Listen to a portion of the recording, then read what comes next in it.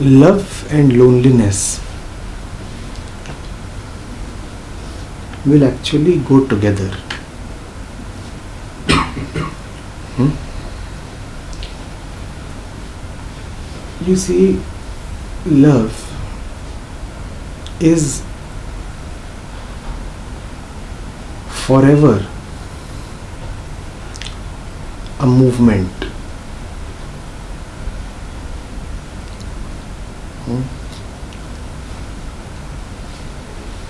Love is an attraction, a pull.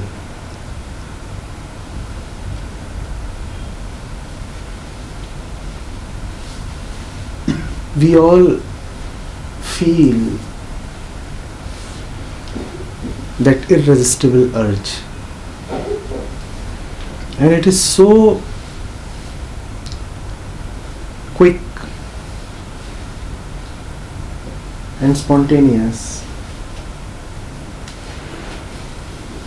and comes without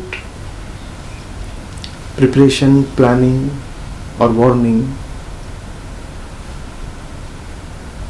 that we hardly have the time to know about its origins or about the possible expanse it may take. It just happens.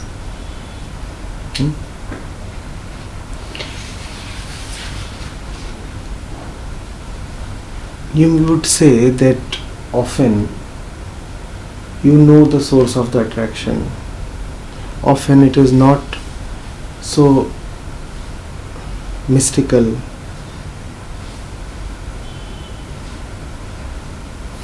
Often it can be resisted. Yes, it does happen that way too. But then the next wave arrives. If you get over one attraction towards anything, anybody, the next round of attraction starts. Objects keep varying. The tendency to be attracted remains. Are we one with this? Has this been our experience? Today one may be attracted to one thing. Tomorrow that thing may lose its sheen. But that does not mean that one would not be attracted. And when I say attraction,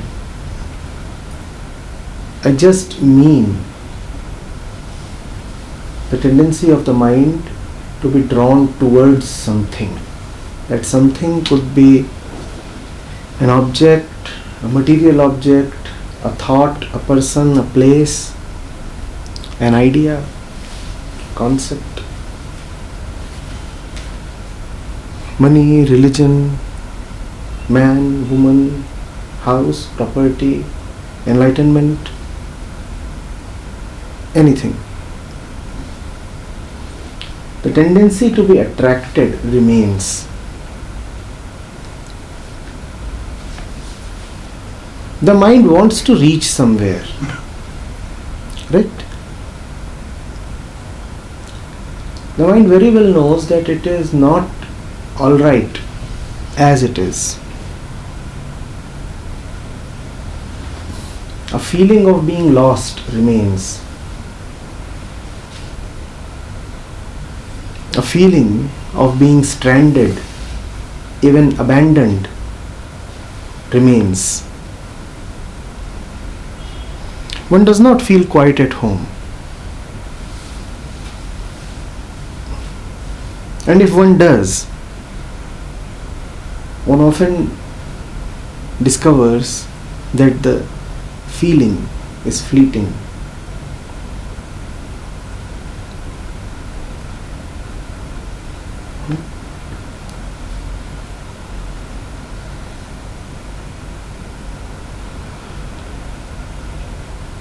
So there is that aspect of love in which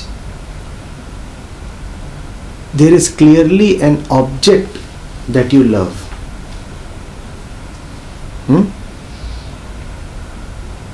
And then there is the continuity of love,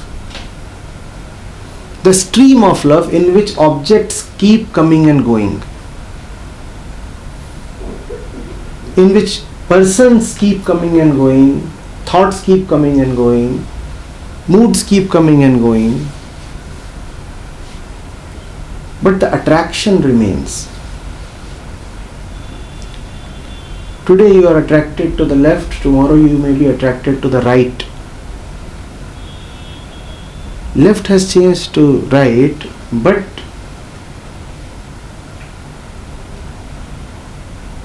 the mind is still attracted. And a point may come when one is attracted neither to the left nor to the right.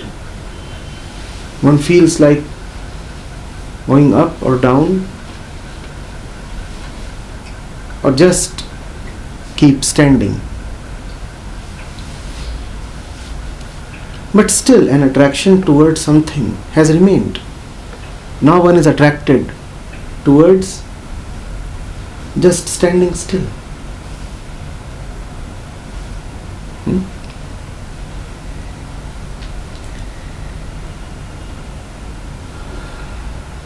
Classically, these are the two types of love that knowers and mystics have talked of. Love that is with respect to an object, and love that is perennial. Love that is objectless in the sense that it has space for an infinite number of objects to come and go. So essentially objects do not matter in that, because had objects mattered, then the mind would have found refuge and finality in some object. But the mind stops at no object. Objects keep coming and going. The mind still remains restless. The thirst does not get quenched. So this love has been called as love for something beyond objects, because the entire stream of objects, the entire stream of time fails to fructify this love, to bring it to a final contentment. Mind keeps moving, looking for something unknown. But because the mind can never really know the unknown, so the mind does what it can. Looking around for the unknown, it keeps hoping for the unknown in the known. One does not know what one has lost. One does not know what one is looking for. But still there is an urge, which is almost a suffering, a feeling of loneliness, a feeling of deprivation, a feeling of homelessness. So something has to be done about it. The mind does not know what to do, so it does what it can do. It wanders. Now wandering is not really a solution, but when you are desperate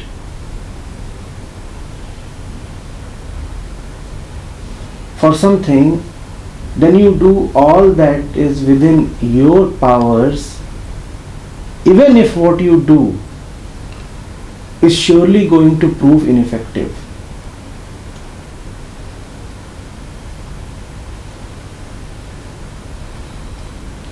I saw a kid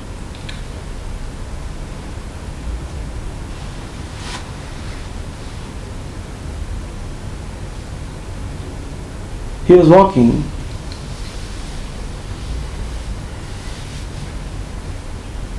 and one of the fingers in his leg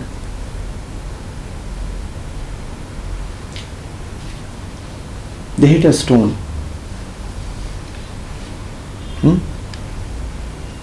He stumbled. The impact must have been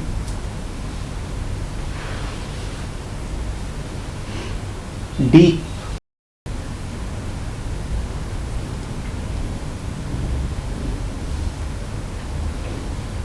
He started running, and he ran for nothing less than 20-30 meters.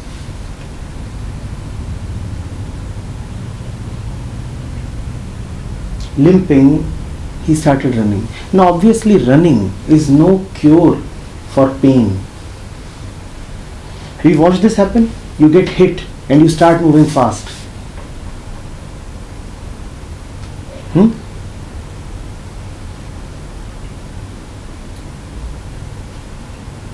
Now that running is no cure for pain, but then that is what you can do, so you do that, knowing fully well that it won't help the pain. You still run. That is what the mind does. It knows that running is no cure for the pain it experiences, but the mind knows nothing except running, so it runs. And in the process of running, it sometimes reaches one person, sometimes the other, and then something else, and then something else, and then something else. Some book, some ideology, some fancy thought, some place, relocation, change of job, another marriage.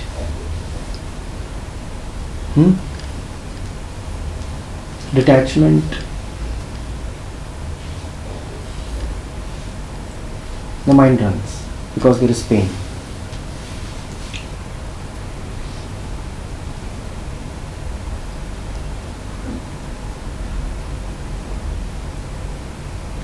Man is thus born to keep running. Man is thus born to love.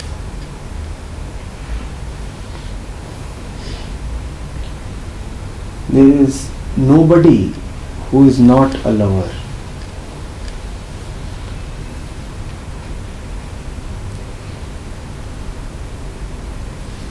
Your love may make you run in different directions,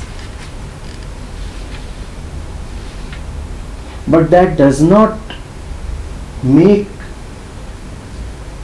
us separate or different beings. One may seek satisfaction in reading, the other may seek satisfaction in drinking, the fourth may seek satisfaction in traveling, the fifth in raising money, the sixth in carnal pleasures, the seventh in meditation techniques, the eighth in something else. That does not make these eight fundamentally any different from each other. We all are just the same, we all are lovers. To love is to search for that final peace. To love is to look for that ultimate full stop. And unless that full stop comes, we will not stop. Obviously, that's the definition of full stop. Unless it comes, we will keep limping and we will keep running because it is hurting.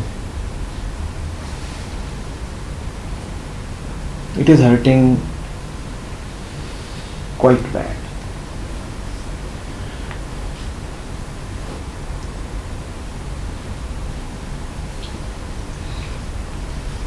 Man's life is nothing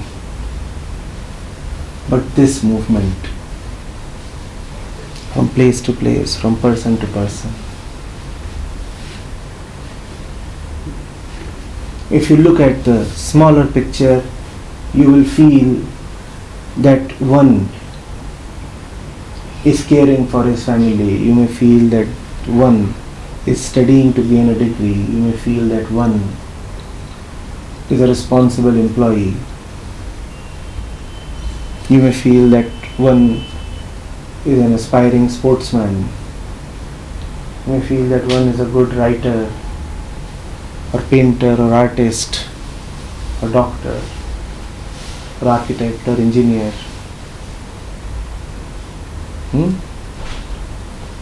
may feel that one loves to travel, so one is going from country to country. You may feel that one has thirst for knowledge, so he is reading book after book. But behind all this, there is just the thirst of mind waiting for its final redemption. Unless that final redemption comes,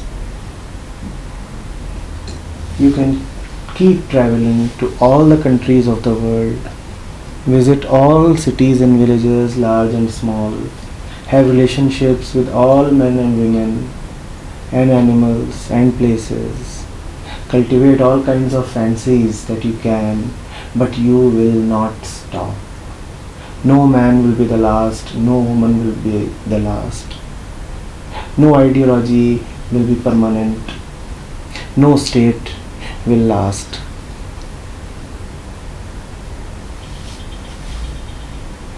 You will remain forever.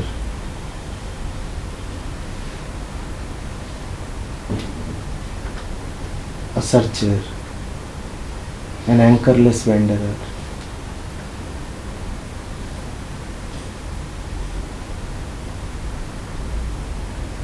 Loneliness is love. To be lonely implies that you are being pulled.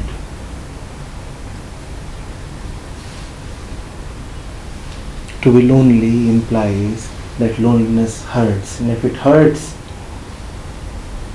you want to cure it, you want to get rid of it.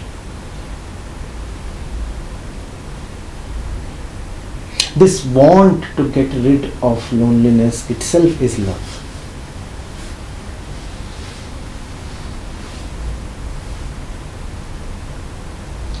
Are you getting it?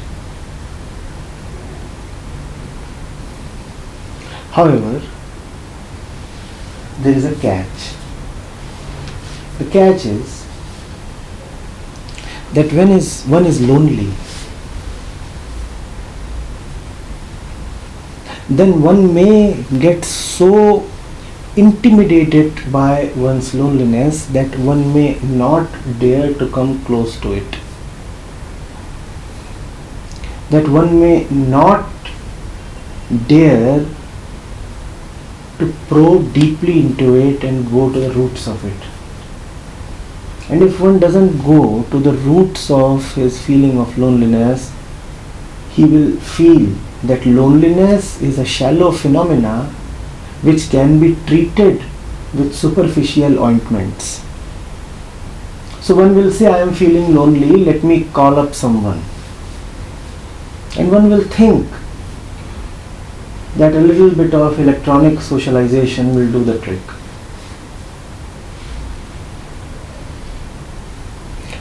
Or one may say, I keep feeling lonely, let me get married. Or one will say, let me change cities and move to another place where my community or my friends live. Or one may just say, let me switch on the television or visit the shopping mall. This happens when one is afraid. This happens when one is not courageous enough to understand his own thoughts and feelings, and that requires no wizardry. That requires plain, old-fashioned, simple courage. Yes, there is something that I am missing, but what is it? Am I really missing that TV show? Seriously? But one behaves as if that TV show was the reason why you were feeling uneasy. So one switches on the television. One behaves as if a walk around the park or a new dress or a bout of physical intimacy will help relieve the situation permanently.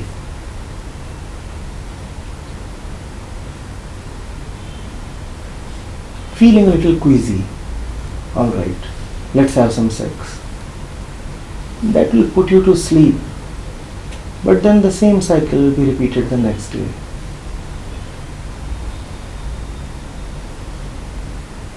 This is when loneliness is not understood.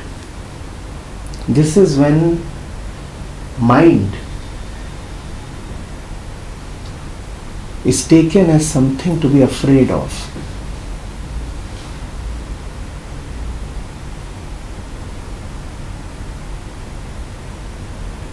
Are you getting it?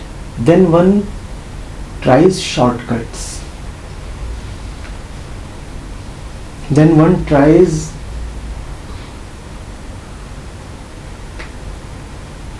being a doctor unto himself, and that is quackery. Ever seen those guys at some pharmacy who go there and try to prescribe themselves out of their ailments? So they would stand and then ask the retailer, so which drugs are in circulation these days? And he would say this and this. Oh, fine, alright. Give me that one. As if they are ordering food from the menu.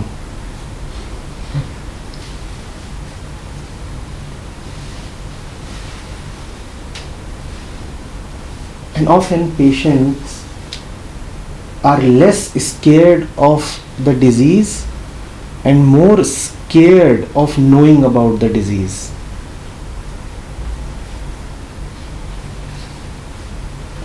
Do you not know of people who would not get themselves tested in a pathology? They would continue to live with their condition, but what they cannot bear is looking at the reports from the pathology, reports that declare them to be patients. They don't want to be declared abnormal.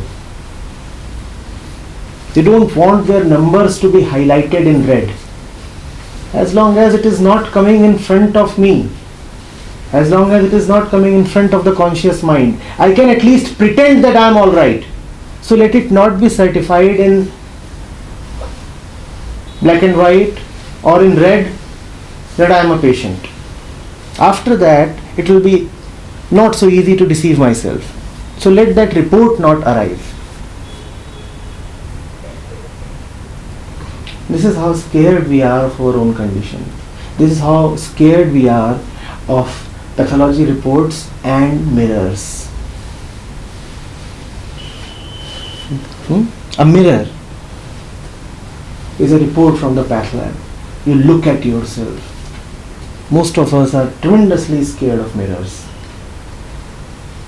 Most of us would not want to risk talking to someone who holds up a mirror to them.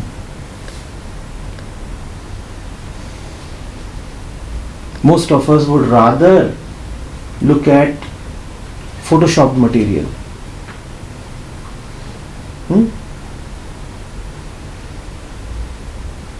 I understand Photoshop is probably getting a little out of date. There are newer applications and at least you know what I mean.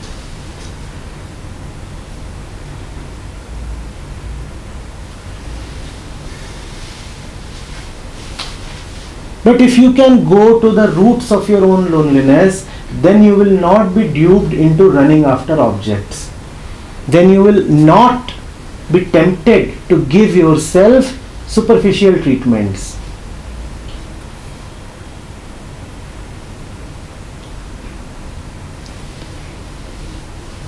On the weekend, after lunch, you went off to sleep. When you wake up, after a few hours, it is dark, and you feel an inexplicable uneasiness. You do not know what has happened. When you went to sleep, it was bright. Now it is dark, and it is weekend. You are not in your office. You are not surrounded by people, and there is nothing to do. You are not surrounded even by work. Have you felt the tremendous scare that these moments pose? That is loneliness. And if you cannot live with these moments, you will pick up your mobile, call up your boyfriend and say, "Can we meet over dinner?" You have given yourself a cheap solution. Do you see this? Or you would pick up the mobile phone and start looking at some website. Okay, so what is happening in the football league? What is happening in the presidential elections? Is it really the presidential elections that you care for?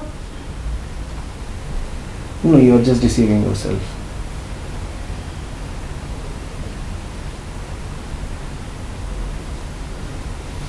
Or you may start thinking about something. Thought is a great way to escape.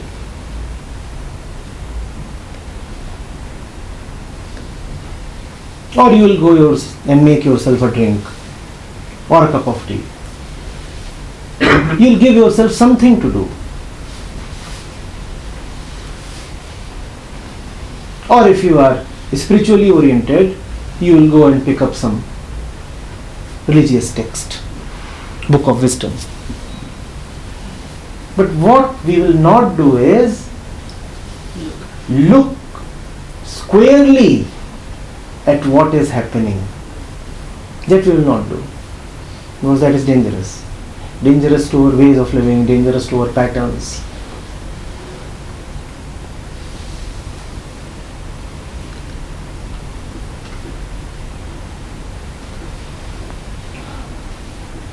I asserted loneliness is love.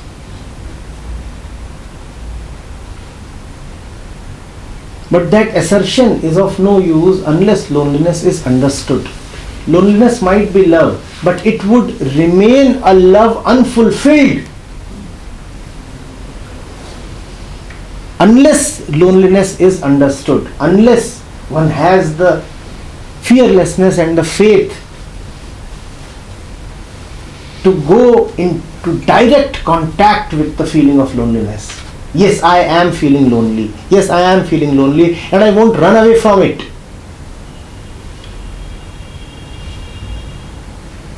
I may shiver, I may tremble, I may feel a great discomfort.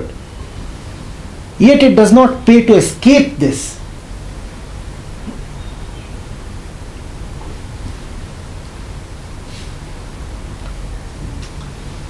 So, love and loneliness are together. But love would reach its climax, its finality, its dissolution only if one understands his loneliness. Loneliness craves for its dissolution, and that is called aloneness. Loneliness craves to reach its end, and that is called aloneness. And in that aloneness, even love does not exist.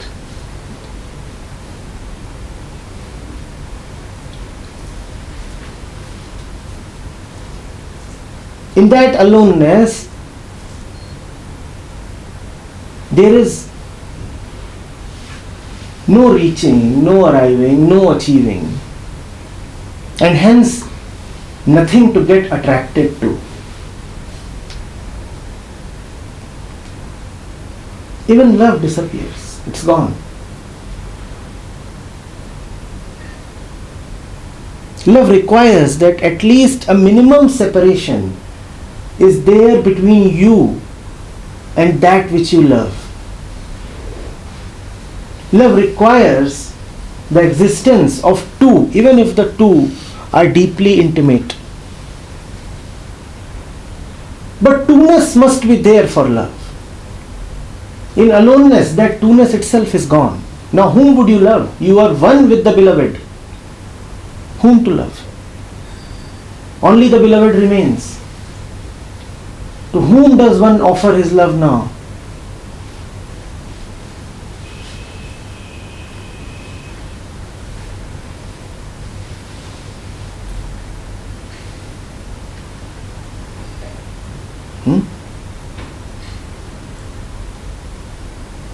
Please take every single feeling of discomfort, of disquiet as a signal that there is something that beckons you, and that something is not a thing. So you better not try out things.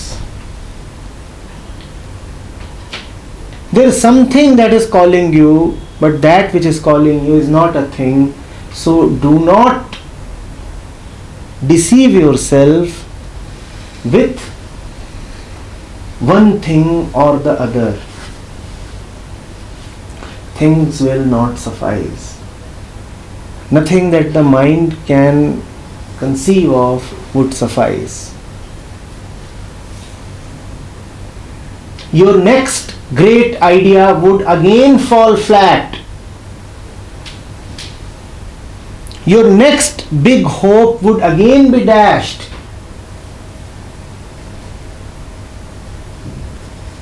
You would be disappointed once again.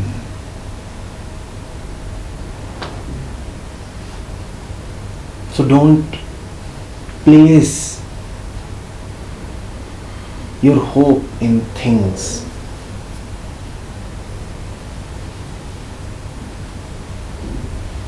Don't place your hope in thoughts. Don't place your hope in yourself. Whatever you are doing or can possibly do is not only insufficient but actually detrimental to your own interests.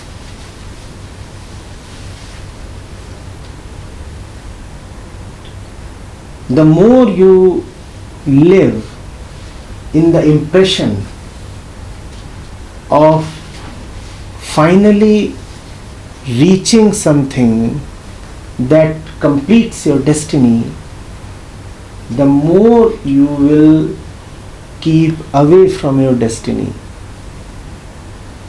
Your destiny, obviously, is contentment, is aloneness.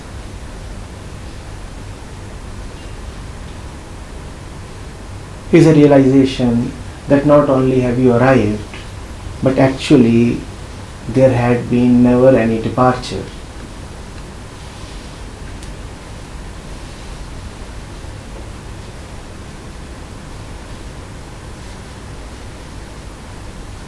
Do not castigate loneliness. Do not calumnize it. Everybody is lonely, and that is great news. And do not unnecessarily lionize aloneness. Aloneness is not a concept. Aloneness is not a state. Aloneness is a total disappearance. What are you praising it for?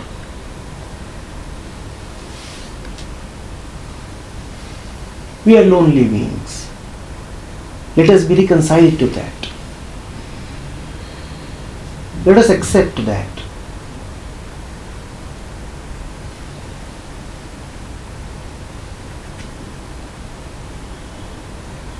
There is nobody who is at any given point too far away from crying. There is nobody who is too far away from breaking down.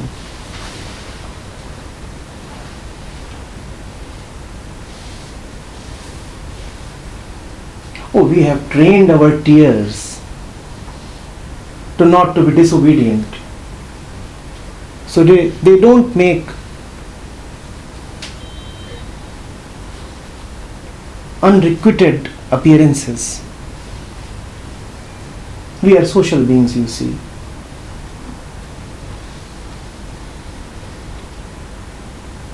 We very well know the right place where to discharge any of the bodily fluids, including tears.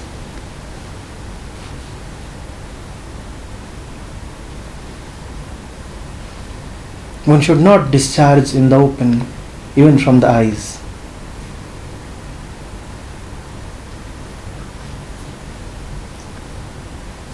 We are cultivated people, you know.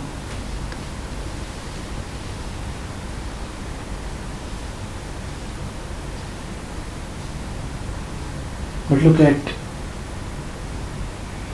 your face, look at the face of your neighbor, look at the face of your child or husband or wife.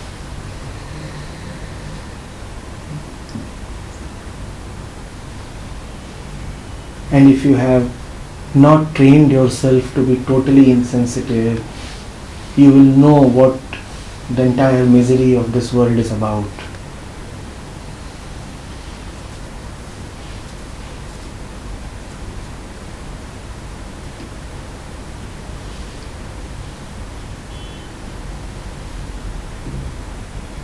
And that's not something to feel bad about.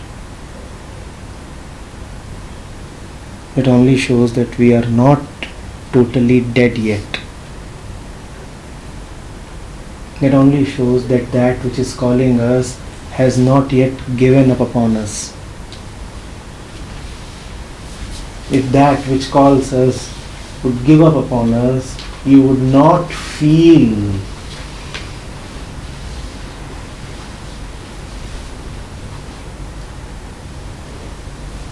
what you feel.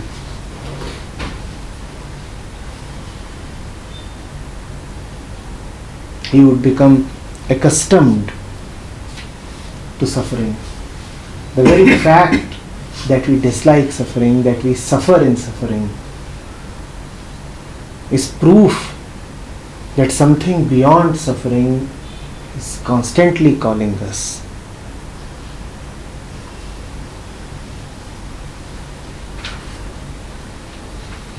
That is proof that suffering is not our nature. And that is proof that one need not get adjusted to living a lukewarm life. Nothing less than the total, the final, the ultimate beckons us. So there is no need to compromise. And if you compromise, that would be such a pathetic compromise because it would give you nothing. You were distraught before the compromise and you would remain distraught after the compromise. What's the point of this compromise?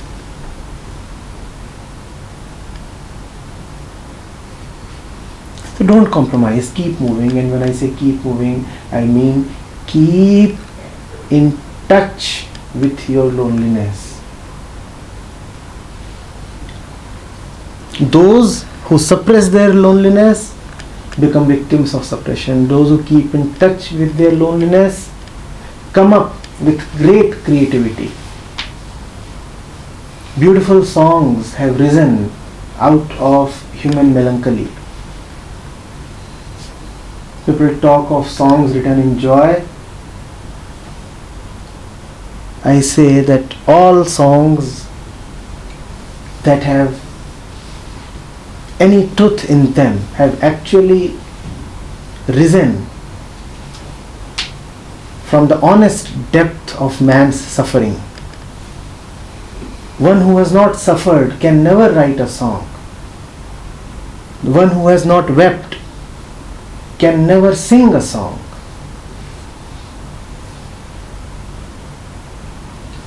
All art arises from the artist's inner turmoil.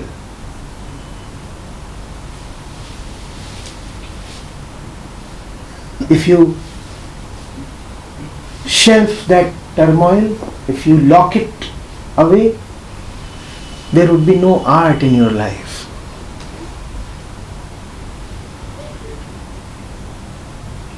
There would be nothing fluid and real in your life.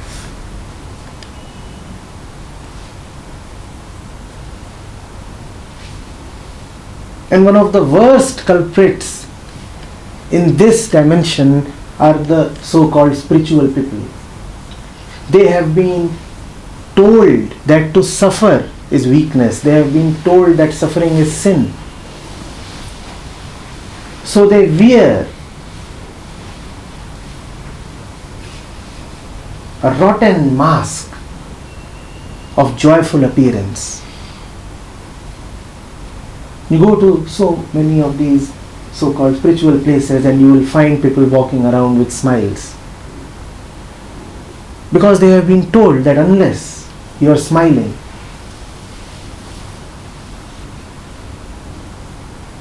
you have reached nowhere in your spiritual pursuit. They have been told that joy is akin to pleasure.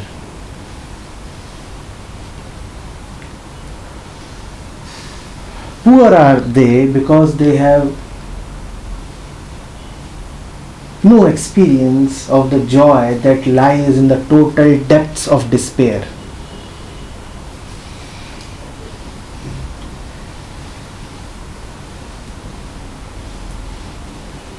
They do not know the truth that shines when you are in total darkness.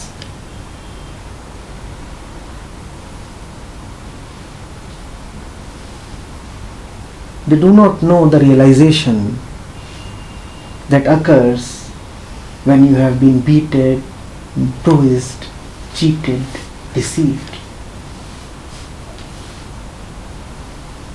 Totally and badly.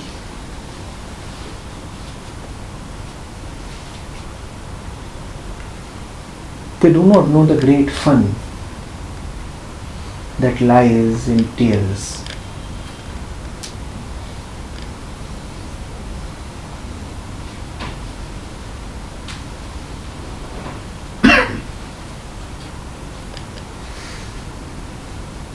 Do not don those masks. Whom are we trying to please with our smiling faces?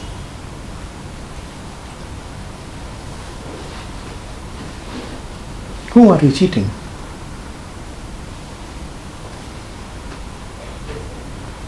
Ourselves? Does that help?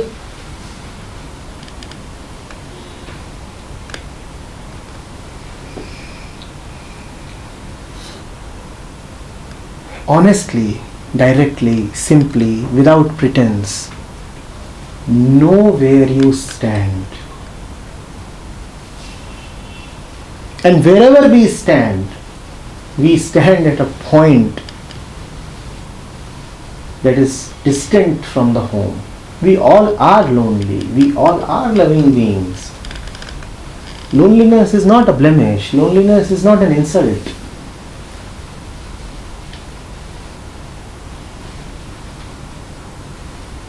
Loneliness and desire are very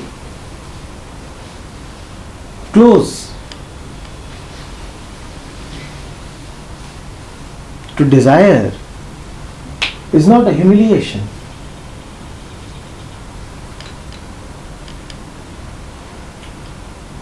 But in many spiritual circles it is. So what do? You turn to hypocrisy. With desire still burning in your mind, you say, well, I have no desires.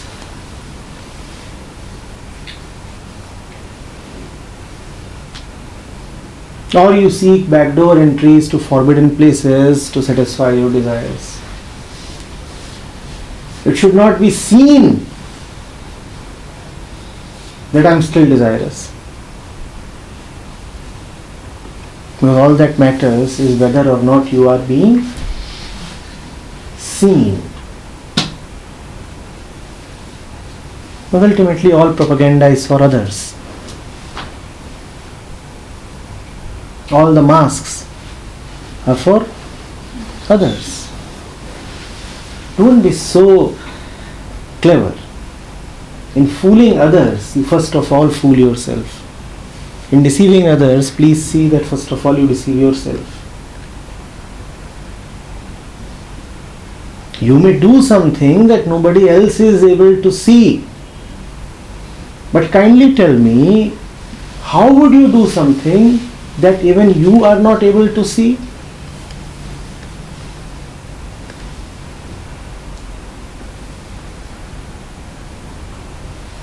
You may cut off everybody else.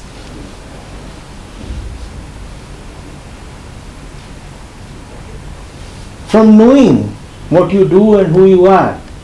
But there would still be at least one entity that would know what you do and who you are.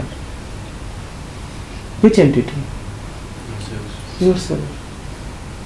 So in deceiving others, you will have to inevitably deceive yourself first. Don't try that smartness.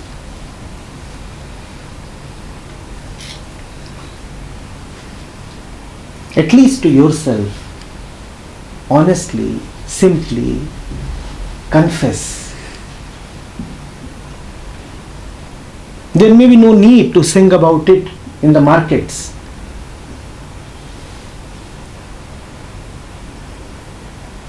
There may be no need to wear a banner proclaiming your loneliness.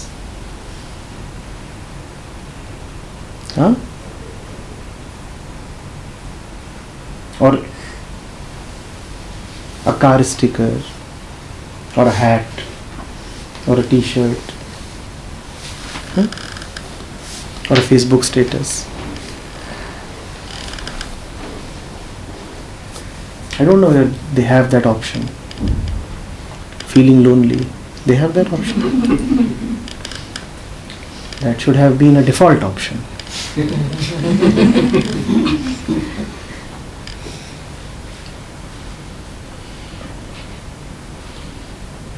Yes, you are not reduced if you are lonely. You are not belittled. I repeat, it is not an insult, not an offense to be wanting, to be desirous, to be lonely, to be seeking, to be searching. It only shows that you are still human, that you have not been totally taken over by machines, that you are not yet totally programmed. Yes, that something of the mystical still lives in your heart. You do not need to act macho. You do not need to act superhuman. We all are little fragile beings, and in that lies our glory. We are already glorious, but by rejecting our littleness, we subject ourselves to ignobility.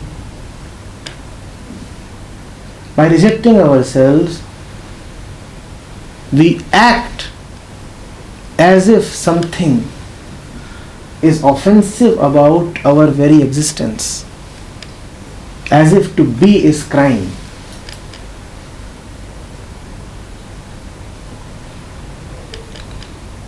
Getting it? You may be down in the dumps and there is nothing wrong about it.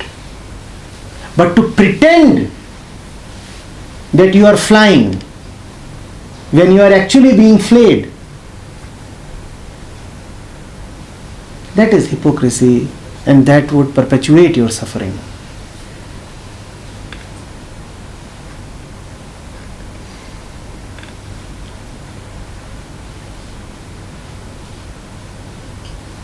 You might be the worst social offender. You might have broken laws, you might not have kept your vows, you might not have completed your degrees, you might be economically unproductive, you might not be knowledgeable,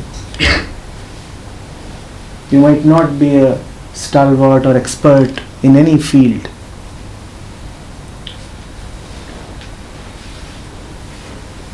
That does not matter. Existence has no care for your achievements. The sun would still shine upon you. The rose would not turn its face away from you. The moon would still be available to you.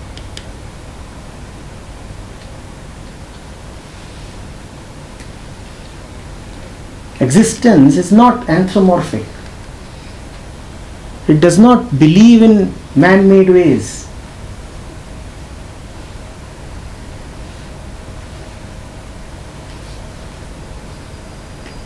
The society may say that you do not look pretty.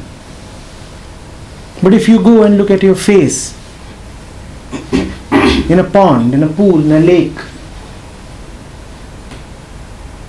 the lake would not despise you. The lake would welcome you just as the lake welcomes the beautiful moon.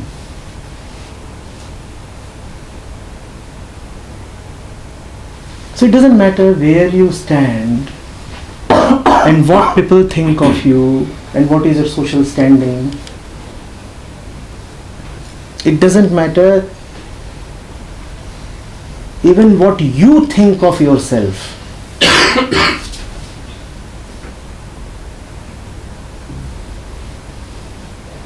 You are an accepted child of the universe. The universe accepts you just as much as it accepts a Buddha. It gives them no special favors. And it does not discriminate against you.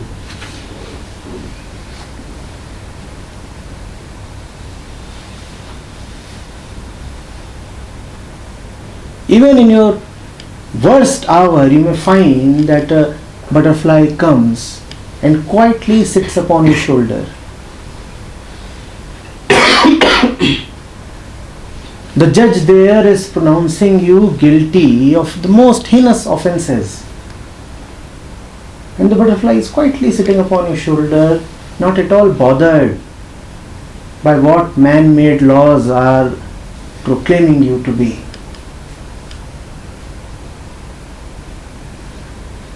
Yeah? You get this?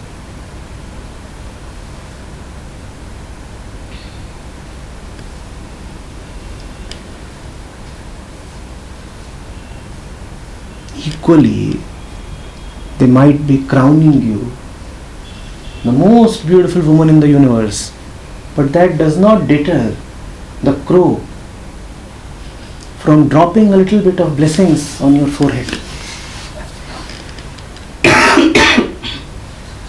Maybe that's his way of accepting that you are so beautiful.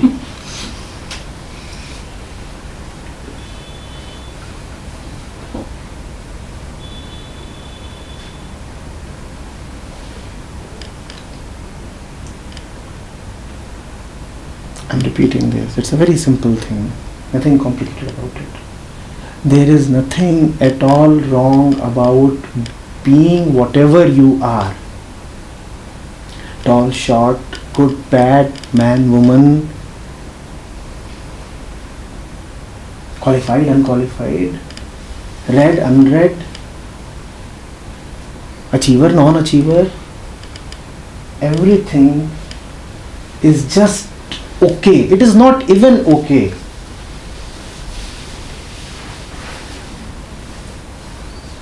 It is irrelevant. It is irrelevant. The universe is indifferent to your qualifications.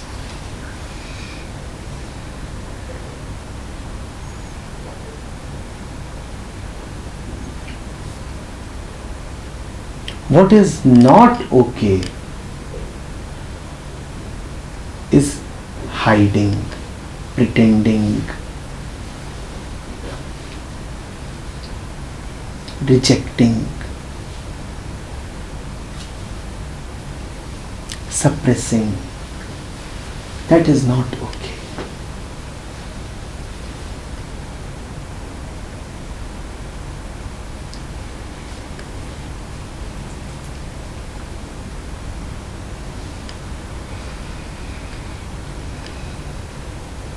Loneliness is all right. Pretending that you are not lonely is not all right.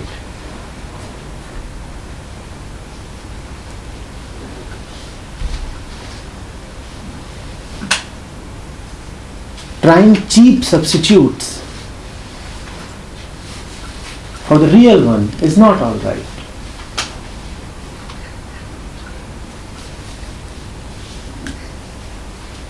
Living in self-deception is not all right.